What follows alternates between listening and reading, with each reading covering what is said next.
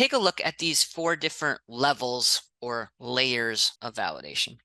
You can think of these as sort of a hierarchy in the sense that each higher level depends upon all of the previous levels, right? So you can't do 2 without doing 1. You can't do 3 without doing 1 and 2. You can't do 4 without doing 1, 2, 3. But don't necessarily think of this as a hierarchy in that a higher level is better. That's not the case. As a DBT therapist, we're always validating, but we choose based on the client's needs how high of a level the client needs in that moment. There's often times in which the most validating thing we can do for a client is to be present and mindful. And that might sound so basic and self-explanatory, but I don't know about the rest of you, but I know when I have 3 clients that are all in crisis at once, and I'm only meeting with one of them, it can be a challenge for me to be present and mindful. And in fact, when we're present and mindful, sometimes that's the most validation they've ever received, right? To have someone present and mindful. So don't underestimate that. But obviously, to be present and mindful is also essential for these other layers or levels.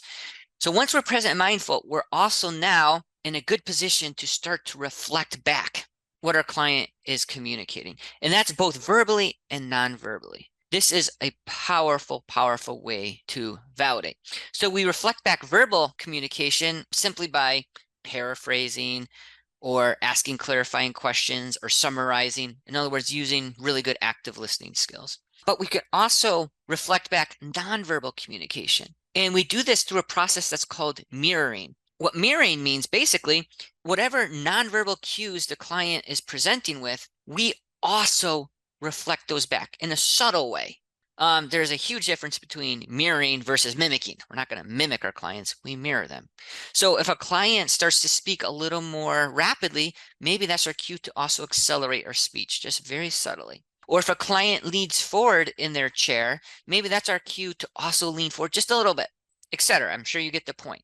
And when you do that, you are providing literally what babies need, right? Babies need to be mirrored by their caregiver.